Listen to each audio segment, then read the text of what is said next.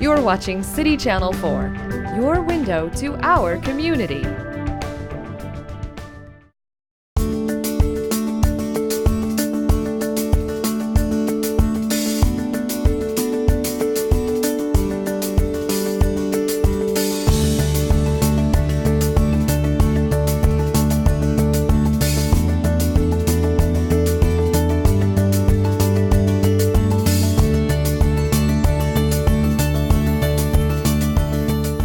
Thank you everyone for sticking around. Just give the students a round of applause again.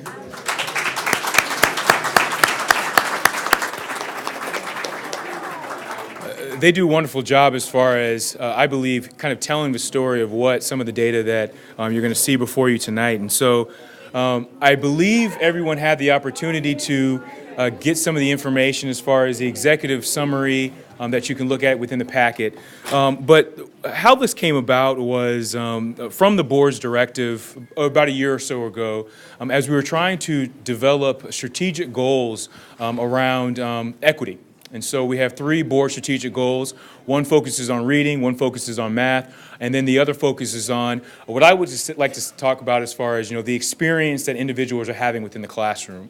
And, looking at those 3 particular strategic goals, we took the 3rd strategic goal and really used that as a basis of pushing the equity plan. So the equity plan has its own objectives, and I won't go into that tonight. But the key piece of that is it talked about wanting to have some type of assessment to where we could assess from a needs perspective the experiences that are going on in the classroom and obviously the school district as well. And so luckily, we have a wonderful university and a wonderful public policy center, and Dr. Brooke helped a tremendous, actually did all the work really, helped a tremendous deal as far as, getting the questions together, administering the survey, and then, again, collecting all that data and putting it into some meaningful ways so we can make some, and put some action steps in place to move forward. And so I'll have them come up. I'm not sure, is Dr. Brooke even here? Oh, golly, you scared me. So I'll have Dr. Brooke talk more about kind of all the different pieces of the survey, but it's been an interesting couple of days, to say the least. A lot of those students are students that I've had some type of interaction with in the past, and a lot of the experiences they've shared somewhat anecdotally have, again, kind of been shared within the data as well.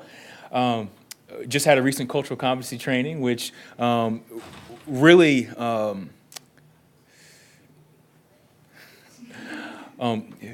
really brought the discussion kind of to the forefront as far as what we need to do within our school district to progress on these particular issues. And so I think this is a work in progress, and I really appreciate it, and I might say later on, but I really appreciate kind of what Dr. Brooke was able to do as well was with the research team, because again, we consistently have asked for, student voices. This provides an opportunity to look at student voices in a data format, and you'll talk about we're a data-driven district. And so since we have this information, we can really use this as a needs assessment to really hone some of our resources and focuses on key areas of needs for our students. So without further ado, Dr. Brooke.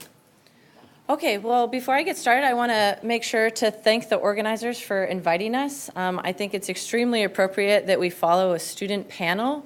Many of their stories were extremely powerful, and I think what you're going to see tonight with the data that we collected in the survey is a really high level of parallel between the things that they just described and what we find in the data.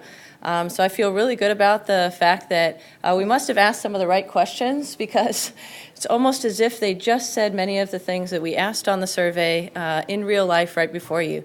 So I hope that some of them come back so that they figure out and can see that they're not alone in having had these experiences. So one of the things that we're going to be able to show you is the prevalence at which some of these things that they've described as individuals happen across social groups in the district. So I'll go briefly through this because Kingsley, I think, did a really good introduction about sort of telling you how this came about. This is very much a district-university partnership. I would like to thank not only the Public Policy Center, which I'm affiliated with, but also the University of Iowa's Outreach and Engagement Office, which gave us a grant that paid for the research staff and myself to do this work and be here today. What we did, as Kingsley said, was design a survey to really try to highlight what are the experiences and perceptions that students in the district are having. So before we dive into some of the details about the survey and some of the results, I wanted to tell you a couple of things to set the context, sort of the racial context, if you will, of the district. These are things that many of us know, but I think it's an important background to understand why maybe the students are having some of these experiences and why they differ across race. So the first thing we know is there are very large achievement gaps by race in the district. So what you're seeing here is the average achievement for math last year. So on the left-hand side, you can see for 6th, 8th, and 11th grade in the whole district. So overall, it's a high-achieving district. The different colors are advanced, proficient, and not proficient. So the lightest color is not proficient. So you can see that across all 3 grades, over 70% of students in the district are either advanced or proficient in math last year. But then what you can see as you go across the graph to the right, you see it broken down by different racial backgrounds of students, and you see that Asian students in particular have an extremely high level of achievement in the district in terms of math. But then what you see next is for blacks and Latinos, you see very troublingly low levels of achievement. And then at the very far end, you see the same achievement levels for whites, which are almost up to where the Asian students are in the district. So I think that this is one of the first sort of things that we need to know in order to set the context of what's going on in the schools objectively before we dive into what are students' experiences. The second is we know that there are very large disparities in discipline practices.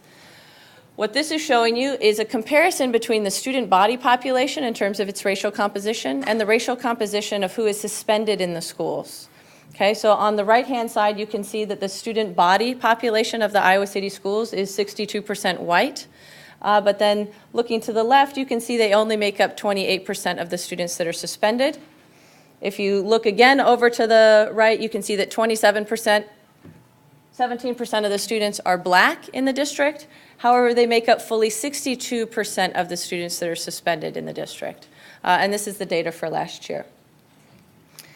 So with those two things, I think those are both very powerful objective indicators of what's going on in the school in terms of racial disparities, and I think that's an important thing to understand before we dive in and look at what the students' experiences are.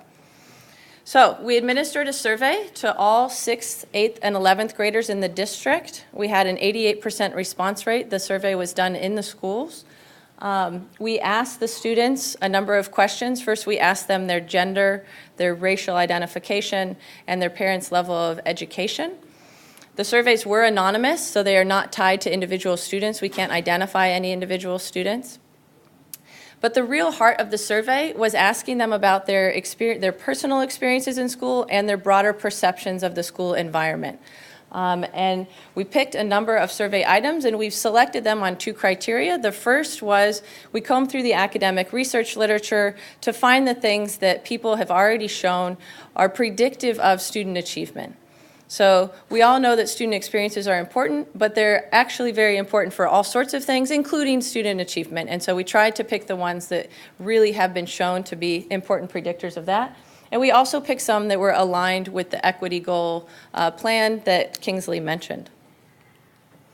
These are the things that we asked students about. There are 9 different subtopic areas. We asked them about their relationship with teachers. We asked them about mentorship. That was just mentioned on the panel at the end. We asked them about support information and resources. We asked them about a whole variety of negative experiences that you might have in school, some of which were also shared on the panel this evening. We asked about feelings of social belonging and feeling valued. We asked about motivations for attending school. We asked about perceptions of discipline, both themselves and in the school generally. We asked a wide range of questions about classroom inclusivity, all the way from content and material representation to can you talk in class or do you feel inhibited because of your race, gender, those kinds of things. And then we also asked about the salience of race and gender for your social identity and for your relationships with others in the school. So across all of these 9 areas, we asked several questions. Some of the questions were very similar, and so in some of the stuff that we present tonight, we've put some of those questions together into an average measure, and there's going to be other times that we pull them back apart and show you individual measures and outcomes. All right, without further ado, I'm going to introduce Tessa, who will do some of the results, and then Harper will do the rest. Is this forward, Sarah? Thanks, Dr. Brooke. So we're going to start with the negative experiences at school. So these are the things that we ask students about. And so yeah, these categories are: how often have people criticized the way you speak, acted as if they think you're not smart, acted as if they were afraid of you, as if they think you're dishonest, if they think you're better than you, and have you been treated unfairly, and have you heard hurtful comments from students about race and from teachers. And I think that Keyshawn, when he shared his experience from last summer, and you could tell how vivid that negative experience still was for him. And so this is why this is important. And so we looked at the frequency of how many times students had this negative experiences and if they had ever had this experience at all. So you can see across the district that students have had, of those 8 negative experiences, students have had about half of those happen at school to have ever experienced any of those. And you can also see the racial disparities and who's experiencing those negative experiences. And I'm just going to kind of go through, get used to this format with all these bars. I'm just going to explain this a little bit because this is how most of the slides are set up. The multiracial category, which is the highest bar over there, those students have about 5 of the 8 negative experiences in school. And half of those students, one of the races they indicated in their multiracial status was Black. So that's something to think about. And we asked students about their parents' level of education, and we use that as a proxy for socioeconomic status. So on the furthest right, with those 3 bars, low, medium, and high, that is high school graduate is low, and college graduate is medium, and high is more than bachelor's. So that's how we use their parents' education to determine the socioeconomic status. And just so you know, this presentation is going to be focused mostly on racial disparities, but we have a lot more description and details about socioeconomic, gender differences, grade differences in the full report, if you're interested. So this is looking individually at the negative experiences and who's experiencing these. And I think a lot of the youth on the panel really spoke to this. And specifically, think you're not smart. 64% of students said they had that experience in school. And Anna was talking about how in her AP classes, she felt that people expected her not to achieve as much. So, you know, there's definitely connections with race in these. And the most frequent experience from all students was that people think they were better than you. And that's 82% of students saying that. I do want to highlight the number of hurtful comments about race they're hearing from students. I think we can all agree that you shouldn't be having these negative experiences and hearing comments about race in school. So these are pretty disturbing numbers when you've got 2/3 of students saying, yes, I hear hurtful comments about race from other students, and 1/4 of students saying they hear it from teachers. And I think we had a ton of examples of that, in discussions about race and about Black Lives Matters, teachers kind of minimizing that, not standing up for students, letting other students kind of say things that are really disrespectful and not intervening. So I think a lot of that speaks to these numbers and which students are the most perceptive to that. And with the white students might not think anything of that. So, yeah. And this is exactly what I'm talking about. So 1/3 of the Black and multiracial students are making up that 1/4% who hear teachers say hurtful comments about race. So they're really driving the average up. And then, you know, it's much lower for other races. Oops. And this is about comments from students. A lot of, and I wanted to mention with the teachers, when Angel was talking about her teacher saying that Black History Month wasn't important, and this is exactly how it's coming out for a lot of students. So it's really representative of what the students said.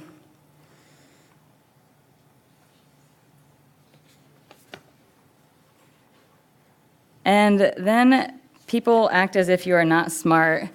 A lot of this youth up here talked about stereotypes and how they are kind of, Calvin and Devontae talked about people assuming they were athletes, not asking about who they are, and their grades and what they do in school. So this speaks to that kind of getting put in a box. And there's a 22 percentage point difference between the Asian students and the multiracial students. So it's a pretty big disparity there. And yeah, really high numbers for people not acting as if you're smart. And this is something the students also talked about. It really lined up so well. And Nick was talking about having a backpack in a store and getting treated like a criminal. People felt that he was being dishonest, afraid of him, that kind of thing. And you can see this number is way too high for Black students especially. And so this next section is about personal concern from teachers. I think a lot of the students talked about how they didn't feel supported by their teachers in school. And so this is a composite measure, and it's made up of these two items. Most of my teachers listen to what I have to say, and most of my teachers seem to not understand where I'm coming from. So what we did was we put the averages from each student's answers to these on an agree to disagree scale, and we averaged them and put them together. So, and most of my teachers seem to not understand where I'm coming from was reverse coded. So it's also going in a positive direction. So essentially it's most of my teachers understand where I'm coming from. So it lines up with the same. So the more you agree is the more positive thing for both of the questions. And so this is pretty good. Across the district, about 3/4 of the students say that they think that their teachers show personal concern for them. I think Caprice mentioned several times about how she felt like teachers had looked down upon her and wasn't getting treated the same. So that could explain some of the disagreement that you see, especially across race groups here. You know, a big difference for Black students, again. And I really liked what Calvin had to say. A lot of the students were saying, when someone asked what can we do to help, students were saying, get to know us. Personal concern, like have a conversation with us. Calvin's saying, get to know me. I like poetry. I want to be an engineer. Take interest, and it's not a difficult thing to do. And here we are again with teachers listen to what I have to say, and you can see this, and you can see it in what the youth said earlier about kind of the microaggressions, kind of minimizing, not wanting to listen to what students have to say, especially when it comes to conversations about race. A lot of the students said these words tonight, word for word. My teachers don't understand where I'm coming from. So this kind of helps explain the general feeling across the school. Again, really high numbers for Asians and white students, and not so much agreement for minority students.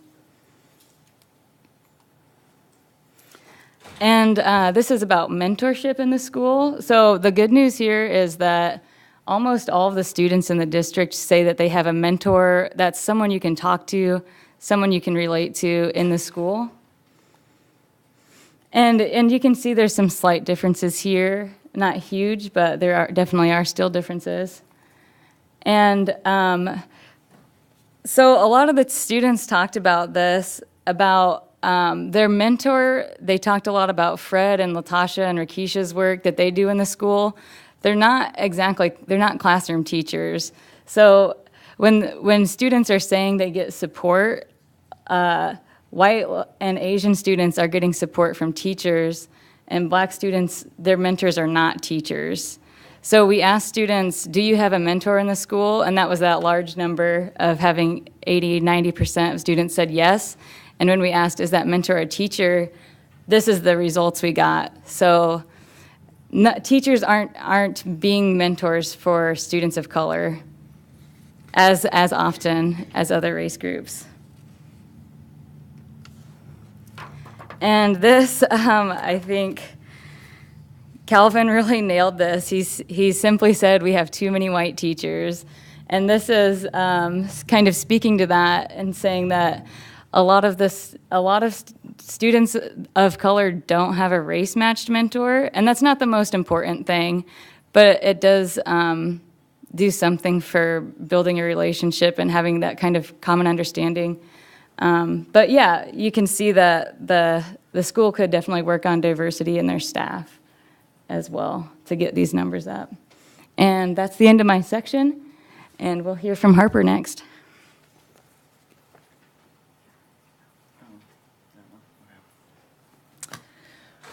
Okay, so I'm going to be kind of bringing it back from the beginning. So Sarah showed, sorry, Dr. Brooke, whoops, we're all professionals here. Back to the beginning, there's a lot of disciplinary inequity in the Iowa City schools, but we really want to see, do all students perceive this? I think it's very important how aware people are of the inequities within their school environment. So this section is asking about, just in general, how equitable students perceive the environment. Is there the punishment for breaking school rules is the same no matter who you are? The school rules are fair. I know I would receive the same punishment as others for breaking a school rule, and all students receive rewards for doing a good job. So this is kind of one of the lower overall averages that we have for some of our survey measures. 61% overall of our sample report disciplinary equity, meaning that there's 39% who say that there is disciplinary inequity in the schools. And so, well, I guess I'll say, and this is kind of general across different racial identities, which is something to note in and of itself. But when we start to break down these different measures, so this one is asking about, do you expect to receive the same punishment as someone else? So this is asking about their personal experiences. Do they expect the same treatment? And there are some racial differences here. You can see that black students are 65% agree that they will receive the same punishment compared to whites, Latinos, and Asians, which is much higher. And perception of school rules as being fair, this is pretty drastically different as well. So Asian students are the ones that agree with this the most. They say school rules are fair. Black students, multiracial students, they're perceiving the school rules as being unfair, which is probably being driven by the notion that they know that they're not going to be treated the same if they do the same actions. And so many of the students were speaking about this and the interpretation of laughing in class and why do they act the way they do. They're going to get different treatment, and that's showing with this fairness measure. So we also asked them about some support resources. So it's not just their perceptions, but what type of opportunities and support are the students getting in the school. And so these two measures, it's asking, did they talk with a counselor, teacher, or other adult in the school to help improve academic work or select courses or programs at school? And this is asked just for 8th and 11th graders. It's more relevant for the older students. Overall, this is pretty high, so that means most 8th and 11th graders, 77%, agree that they get some academic support within the past year. However, there are some differences here, and these are a little bit lower, so in a way that maybe we wouldn't expect. So Blacks, Latinos, multiracial students are getting this academic support contact at much higher rates. We can interpret this in two different ways. We can say that this is good. You know, maybe they're getting this targeted support that they need, but the way we ask these questions, we can't actually be sure if it's student-driven or if it was counselor-driven, who is the one making this decision for this contact. But regardless, a lot of students of color are reporting academic support. But what about getting support for information about jobs and careers? This is another measure that we asked about. And you can see that overall, there was only 38% of the student sample saying that they got information about careers. So this is, rather than academic support, this is about what are you going to do after high school. So it's pretty low. But you can see that most students of color are reporting much higher levels of this career support. And so we can think about this in different ways. I mean, many of the students earlier were talking about, you know, Calvin wanting to be, he's going to be an engineering major, and when people look at him, they don't interpret him as having those goals or aspirations. And, you know, and so once again, maybe we can interpret this in two different ways. Are students of color being tracked into career placement rather than having equal expectations from their teachers about what they should do in their future? Okay, and so these are some more measures about their general feelings in class and in their school environment. So how do students interpret their evaluation as a human being in the class? So are they a valuable member? Do they feel like their contributions are valued in the classroom?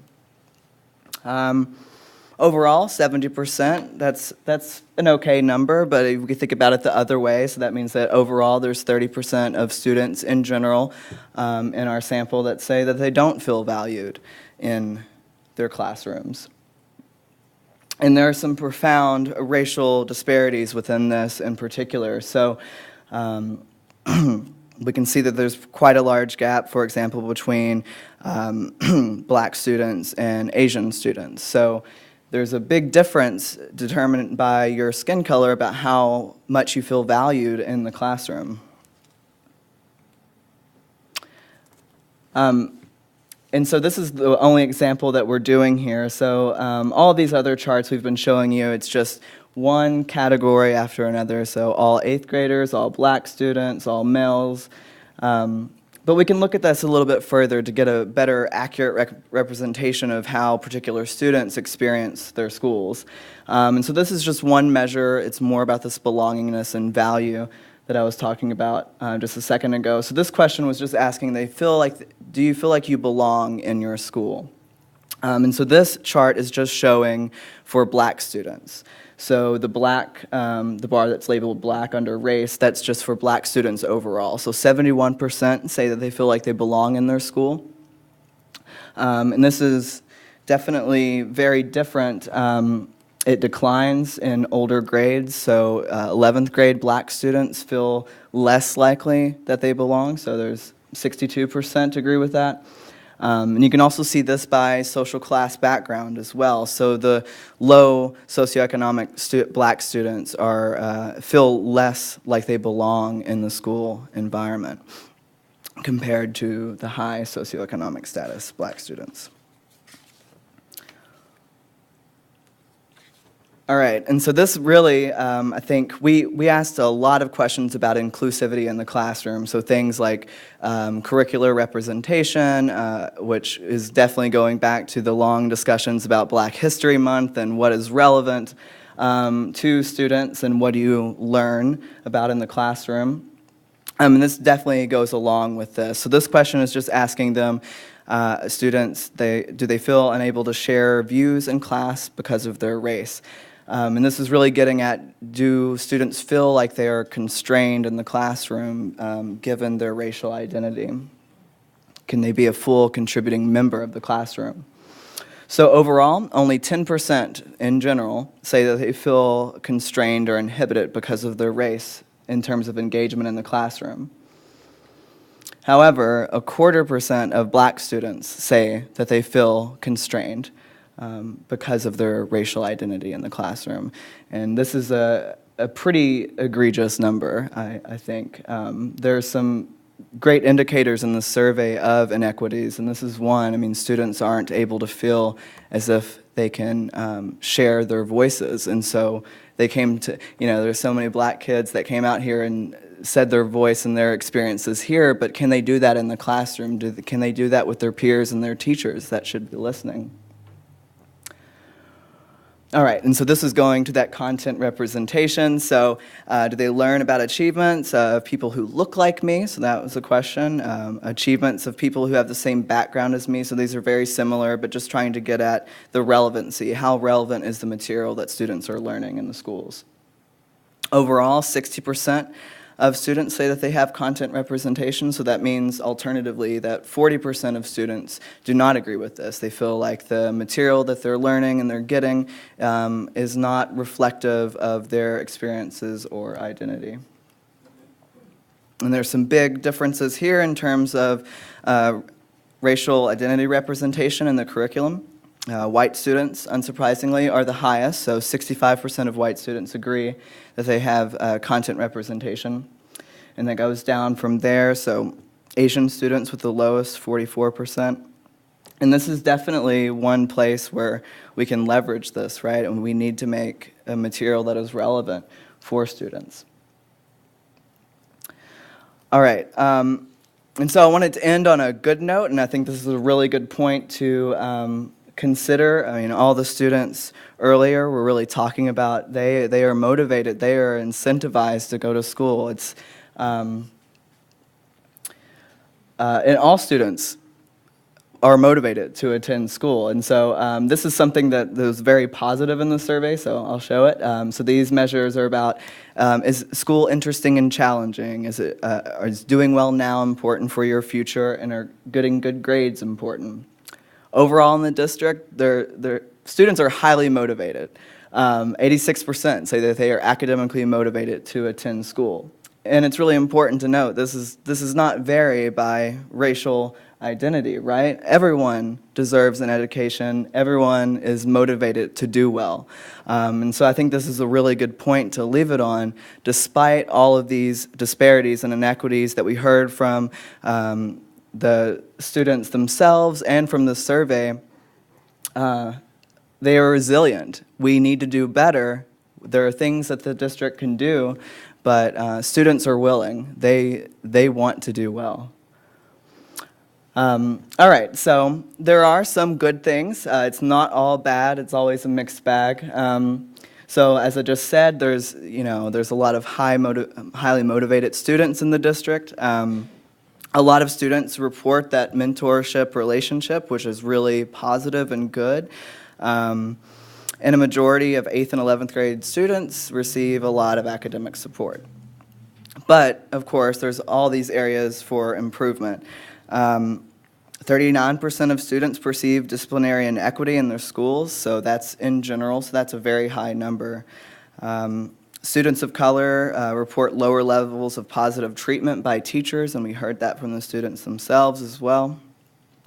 And students of color report a higher accumulation of negative experiences. So there's a lot of room to make some changes in the district to improve students' experiences. And so our next steps, obviously, it's not just about reporting about how bad or good things are. There are definitely things we can do to change this. And so from the research side, we're going to support the district. We have this partnership. We're going to look at specific schools and do that analysis, because there's definitely, just looking at the district as a whole isn't going to tell the full story. And explore these intersectional subgroups in more detail. And after this, once we look at this intersectional approach, looking at particular identities, so how do Black low SES students experience a different district versus high SES Latino students, for example? There, can be some distinctions there, and that's where we can really intervene and make change, and we're going to work on that. But I guess I'll leave it at that, and we definitely, I guess at the very end, there's questions and answers, is that right? So how many students answered the survey? And the answer to that is about 2,400. Yep. The response rate was about 88%. That's the average, so across schools, about 88% of the eligible students took the survey. So 88% of 6th, 8th, and 11th graders are in the data. So my next question is, as we heard, the youth talked about the importance of having teachers who look like or who represent the student population. So in your work, partnership, is that something that you're going to be looking into? So here, So- you. Kingsley has this as one of the pieces of his equity plan. So, repeat the question. The question was, we found racial disparities in terms of who has a teacher mentor and also the racial match of mentors. So the question was asking, what are we going to do, or what is the district going to do in terms of creating a better representation of people who look like the students that they're educating in the schools? So Comfort, thank you for that question. So there's a lot of ways to look at it. I mean, recently we really try to do a better job as far as wanting to make sure that we are being deliberate about interviews and having candidates of color apply and get interviewed for positions. And so because of that, we saw, I would say, kind of an increase in the numbers by about 7% for new hires in the district, just from the previous year and subsequently from other years. And then, from an administrator standpoint, there was a huge jump just because we had hired 2 African-American principals at our junior high school. Some of the other things that we're working on from that perspective is reaching out to HBCUs and Hispanic serving institutions. And so how that's going to work is, really, again, trying to front load and getting a great candidate pool. And so we can provide for more individuals that can, or individuals of color to come into the interviews and, potentially get jobs.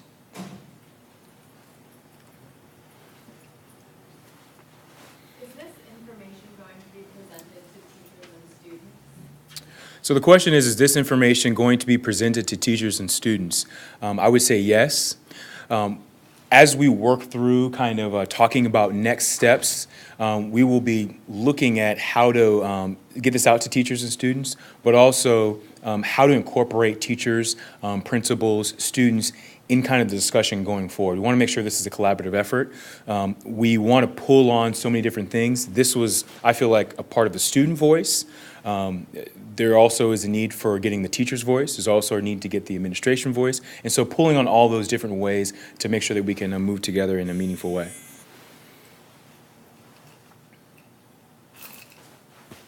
Kingsley, are you talking about retention in addition to recruitment? We are talking about retention in addition to recruitment. I will say that we are lacking heavily in that way. We do need to develop a more succinct program around it because, one of the things that has kind of constantly or consistently come up as we've kind of done this work has been what is good for some is good for all. And so as we've talked about wanting to have, even more kind of curriculum representative of all races, what is good for, some of our students of color is also good for all. And so kind of going back to the retention piece, as we develop a more consistent program around retention, what's good for what we're working on as far as with our African American teachers of color, with our Hispanic teachers of color, with our African American administrators of color, would be good for all overall, making sure we have a retention program to really kind of bring the best and brightest and keep them in the state and keep them within our district. What can the communities do? What are the communities doing to help along the lines of bridging the gaps that we've seen in this research? Are there any programs ongoing that partner with the school and the community, the schools and the communities? There's too many programs to list. I think that, to answer the question in a different way is to say that if, there's more folks that want to help and engage, come we want to expand kind of the partnerships that, not only with the university, but also with the community.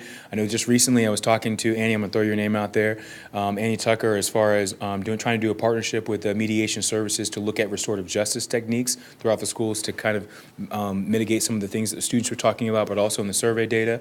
Fred has done numerous things as far as his work, not only with the Dream Center, but also with the I Belong within the schools. You have G World, you have Henry Harper, who works with kids, you have Roy St. Porter.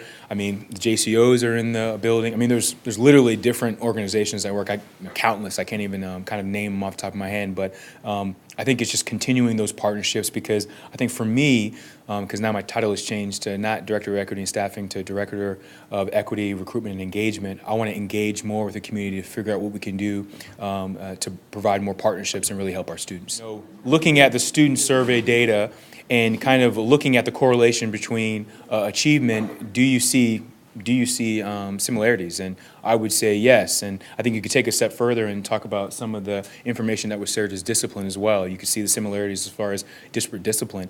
I think to answer that question, because I totally agree with you, when you talk about recruitment, there are teaching positions that come open, but for the major focus, most of the teachers are going to stay within the district. And so how can we engage in different ways? One of the things, I just talked about briefly as I was introing was, having that cultural competency training, talking about and having the knowledge and the understanding of the base of looking at and respecting different cultures. I think that goes beyond and speaks to kind of the data when we talk about feeling valued in the classroom. You don't really know, the students were great because they talked about, their experience, but I could, document countless experiences of students who feel not valued in the classroom, and how I feel that has a correlation to whether or not they're going to be engaged, whether or not they're going to be successful students from an achievement standpoint. There's literally different things that we can talk about from that perspective. I think the best way, maybe from a community standpoint, to help is, again, looking at those partnerships, looking at ways of tutoring, looking at ways of mentoring as well. There's different things that the community can help with, and then I'm just going to keep working with these guys to make sure we can make some moves. So our last presenter is Pat Weir, who is going to briefly touch upon the Iowa Juvenile Delinquency Code. So please join me in welcoming Pat Weir. Hi, I'm glad to be with you tonight. My name is Patricia Weir, and I work at the Johnson County Attorney's Office. I am inspired by the young people whose voices we heard tonight, and I am so impressed with the important work of the University of Iowa Public Policy Center. I'm mindful that I'm the last speaker and that it's getting late, but my talk tonight is on 5 things to know about the Iowa Juvenile Delinquency Law. I could say so much about juvenile justice and the Iowa Code, but I've tried to just sort of winnow my talk to 5 big points. So, point number 1. Iowa juvenile law is focused on what's in the best interest of the child and the best interest of the community, that balancing act. So the Iowa Code states that,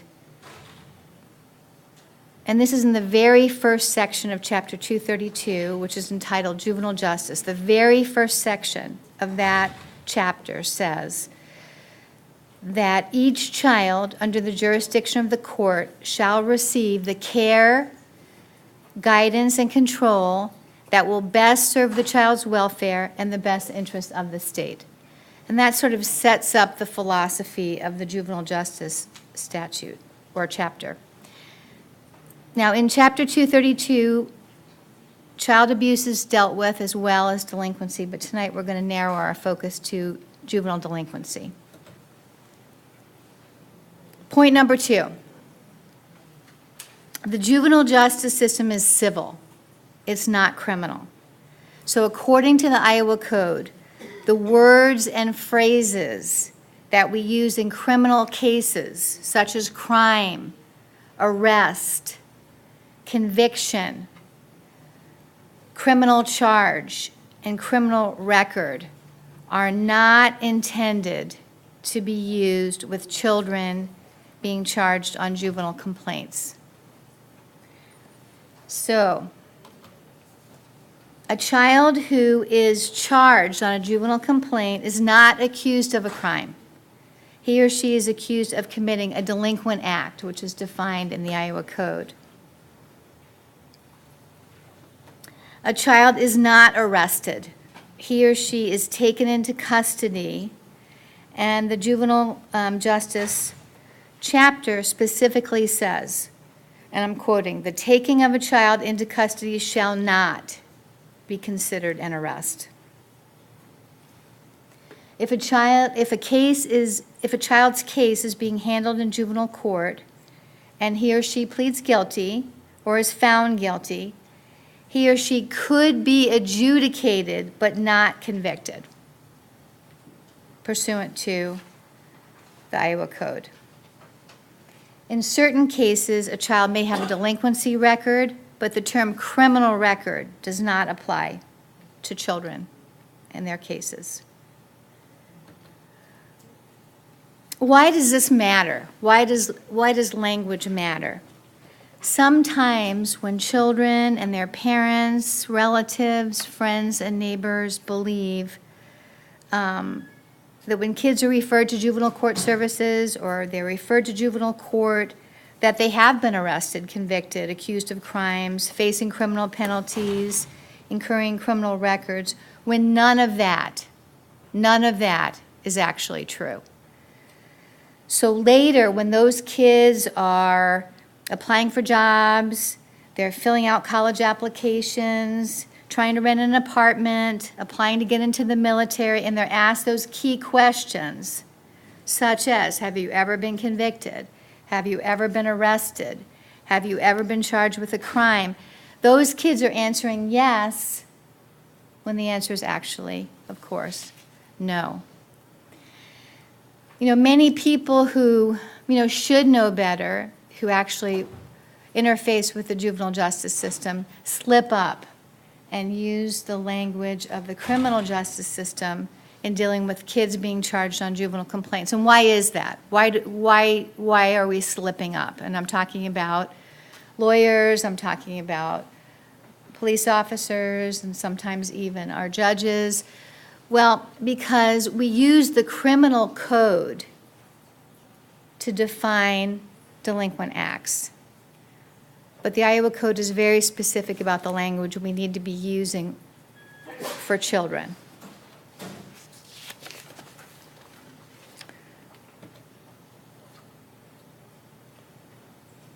Number 3, children facing delinquency charges have all the constitutional rights and statutory rights that criminal defendants have, except for one, and that is the right to a jury trial.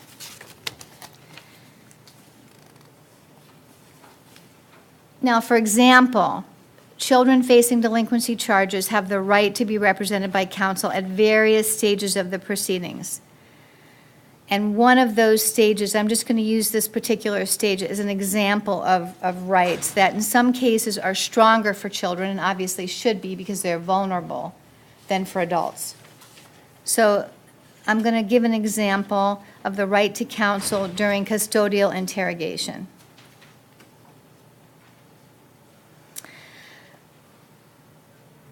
A child has the right to be represented by counsel from the time the child is taken into custody for any alleged delinquent act, and during questioning thereafter by police, a peace officer, or a probation officer. This right can be waived, and the waiver requirement depends on the age of the child. So, a statement obtained from a child by law enforcement without a valid waiver of the right to counsel is not admissible at trial. The rule is different depending on the age of the child.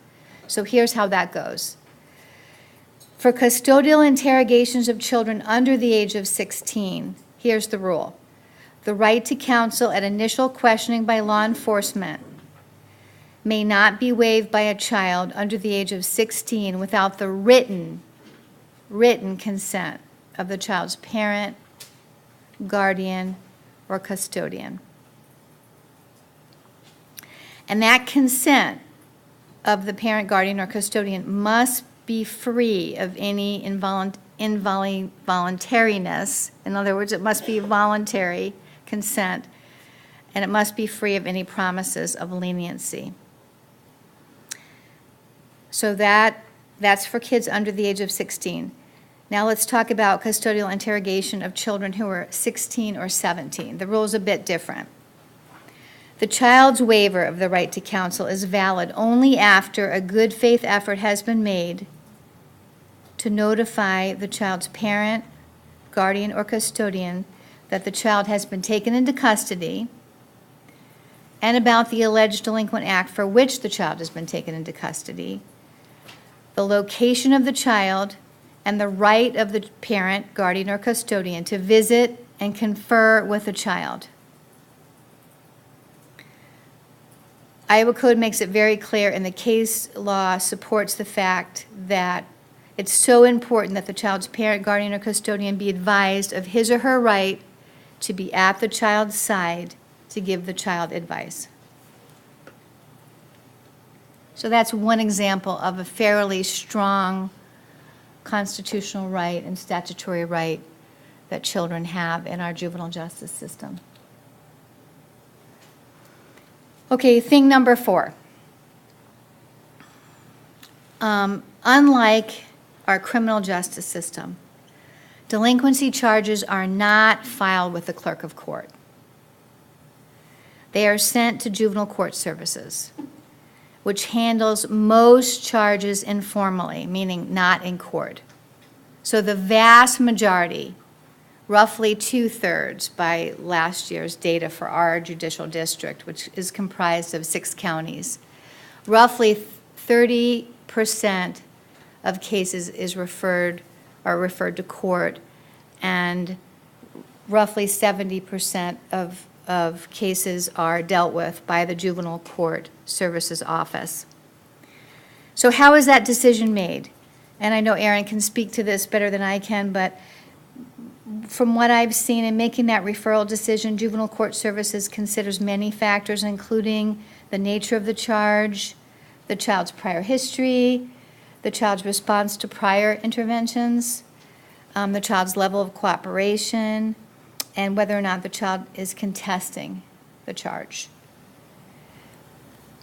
Once a charge is referred to the Johnson County Attorney's Office, we review the charge, and if the charge is sufficient and appropriate, we file a delinquency petition with the Johnson County Juvenile Court, and that's what starts the juvenile court proceeding.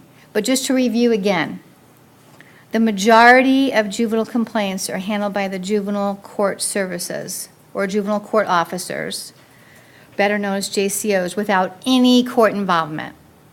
So those charges are dealt with through diversion programs, through informal adjustment agreements, a kind of probation agreement in which the child promises to do certain things, and then the case is dismissed. And finally, Iowa Juvenile Delinquency Law has some special protections for children. And I know we don't have time to talk about all of those protections, so I'm just going to talk about 3 briefly. The first is consent decree.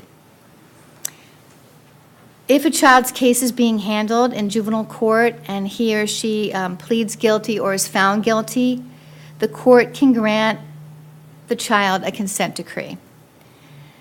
And that allows the child an opportunity to successfully complete a probationary period, usually up to a year, could be a lot shorter, could be 6 months. If the child is successful, the case is dismissed. It's completely dismissed. And so earlier when we talked about the fact that a child really can't have a criminal record in juvenile delinquency court, but could have a delinquency record, that usually involves an adjudication. But a consent decree bypasses an adjudication altogether. So another protection I want to mention is confidentiality of juvenile court records. Iowa law has really become so much more protective of children over time as to confidentiality of juvenile court records. So just to give you an example, for juvenile court delinquency cases filed before July 1 of 2007, official juvenile delinquency records were public records, unless the court entered a confidentiality order or a seal order. They were public records. A little bit of protection was added later for cases filed after July 1, 2007. There was a little bit of protection added in that official juvenile court records were not on Courts Online or in an electronic database unless a child were adjudicated. So those consent decrees we talked about earlier, they would not be on Courts Online. So that was an added protection. If a child was adjudicated delinquent, however, there would be a Courts Online record of the adjudication. So effective July 1, 2015, there was an added protection. And that had to do with those records that are generated when there's no court petition. So we talked about all those cases that are dealt with through the juvenile court office and they never get to court. So there was a protection for those records. So when no court petition is filed, those records generated by those complaints are not available to the public. Effective July 1, 2015. Now, there's been an astonishing change that will become effective July 1 of 2016. So it's not in effect yet, but we have a few months to go. So the legislature has really made a sweeping change this time. Effective July 1, 2016, official juvenile court records in all cases, except, there's always these exceptions in the law that drive us all crazy, except those alleging the commission of a delinquent act that would be a forcible felony if committed by an adult. So an example would be robbery or sex abuse. So starting again, let me say it again. Effective July 1, 2016, official juvenile court records in all cases except those alleging the commission of a delinquent act that would be a forcible felony if committed by an adult will be confidential and not public records. The code section does specify that particular persons and entities may inspect these confidential records, and it spells out in the code those individuals and entities that can inspect those confidential records. But if the court enters a seal order, even those persons and entities can't look at the records. There are a lot of moving parts to the new law, and I know we can't talk about all of them tonight, but let me just say a couple more things about the new law. If there is juvenile court records that contain a petition or complaint alleging the commission of a delinquent act that would be a forcible felony if committed by an adult, so they're public, right?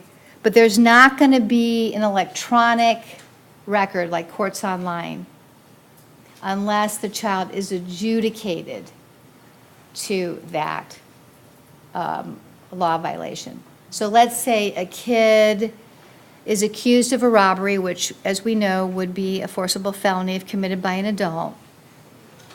And we know that that's a public record, right?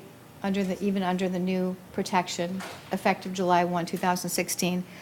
But if that child is granted a consent decree by the court on that robbery, there will not be a Courts Online electronic record of the case. Does that make sense? Okay. And as we might expect, the new law says that the records and files of an intake officer or juvenile court officer concerning a child involved in a delinquent act are confidential, and they're subject to seal.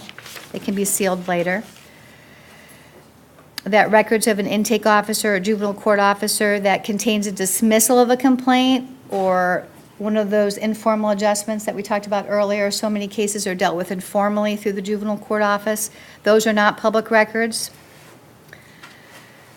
And of course, there is a section which does allow the court to issue a public records order, which can make the official court records in a delinquency proceeding court public records.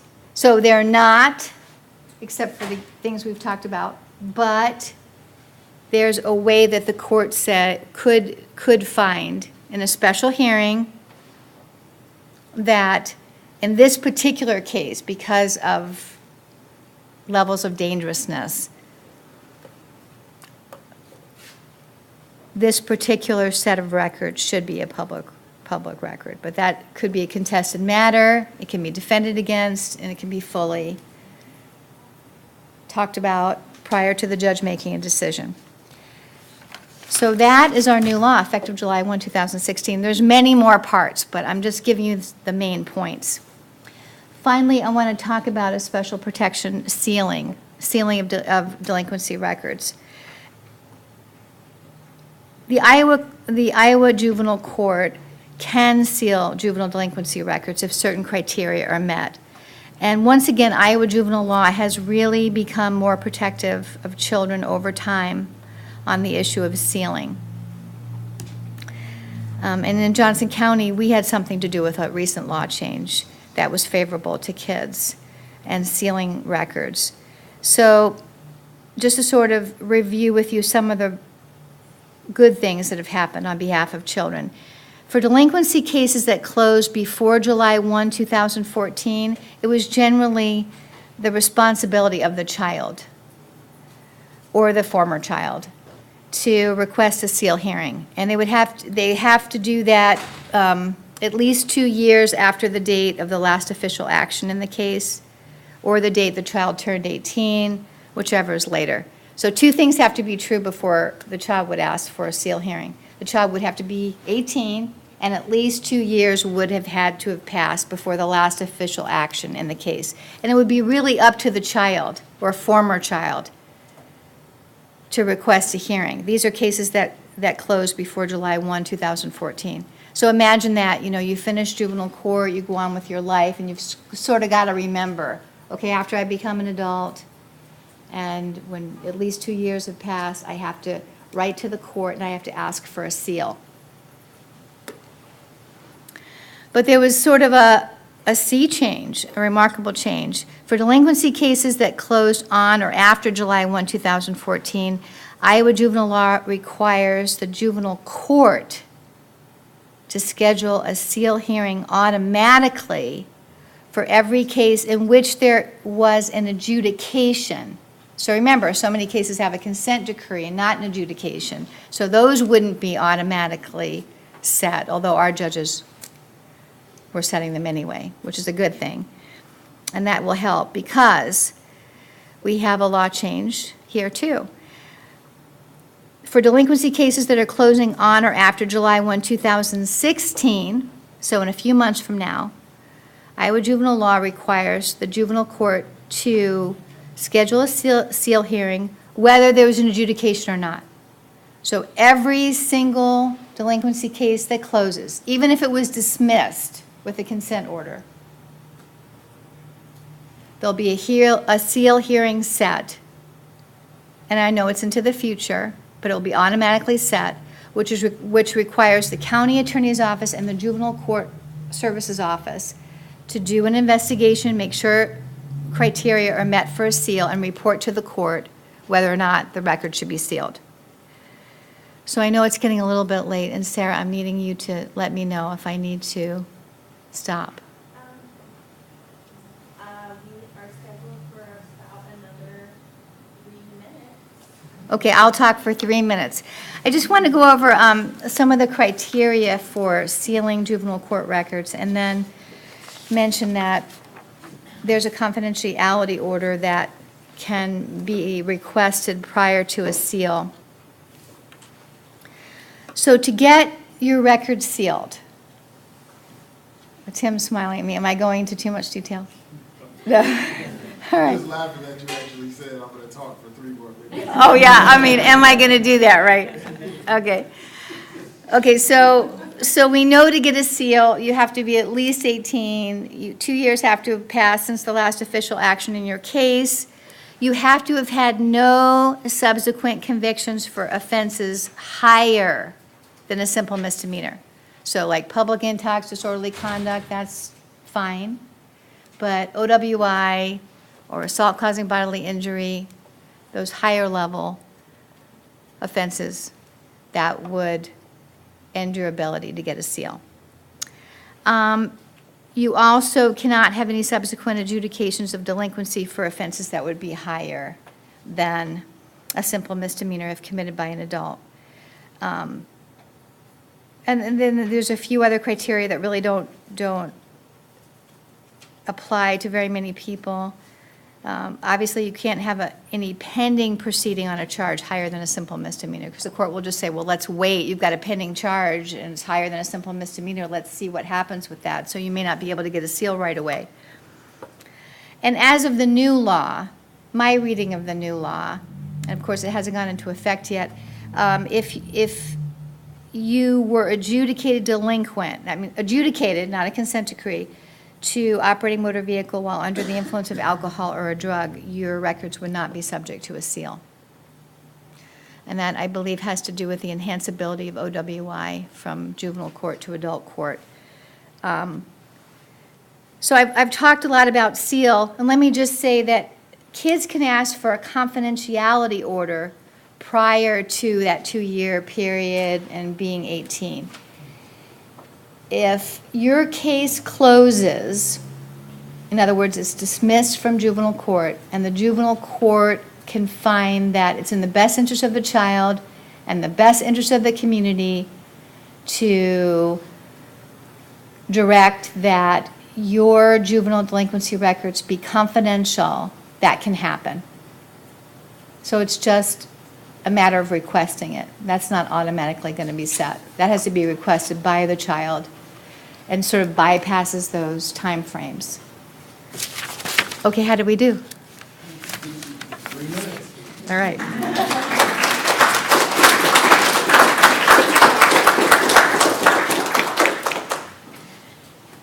Thank you so much to Pat. I think the local disproportionate minority contact committee in Johnson County is made stronger through the cooperation of lots of different entities, including some folks who take a lot of heat from us about disparities and unfair treatment, and they still come to the table every month and help us work on improving our system. So we give a lot of credit to them for that.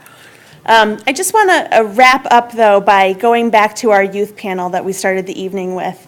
Kayla isn't still here, is she? Okay. Because she, when we were leaving, and it was kind of a weird transition because I'm like doing the timekeeping, and that's super annoying. And obviously they were ready to fill the entire evening with great stories and anecdotes, and part of me wishes I would have just let them do that. But we did want to give respect to the other people we had scheduled. So anyway, Kayla said she was a little salty with me because she had something she wanted to say and didn't get a chance to say it. And so I told her we would make some time for it at the end.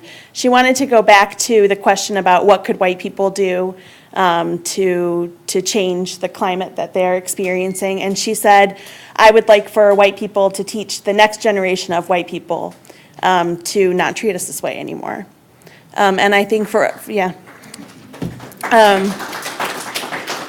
all of the attention that we've given tonight to the experiences of Black and Latino students and the experiences on an individual scale and on a statistical scale, we certainly want to also enforce that the work to end racism in our community is a job that needs to be taken on by white people. And so I think Kayla provides kind of the perfect bookend for our evening. I want to thank you all for coming and getting engaged in this issue. Obviously, there's a lot more information to follow up on. You do have some in your folders. You know how to get a hold of us if you have more questions. Kingsley Botchway from the school district offered to take questions in writing, and there are note cards back there that we will pass on to him specifically if you want to get a follow-up contact from him. Please do fill out your survey and let us know what you'd like to hear in the future and how we did tonight. You can leave those on your chair. And again, thank you all so much for being here with us tonight. A big round of applause to you as well.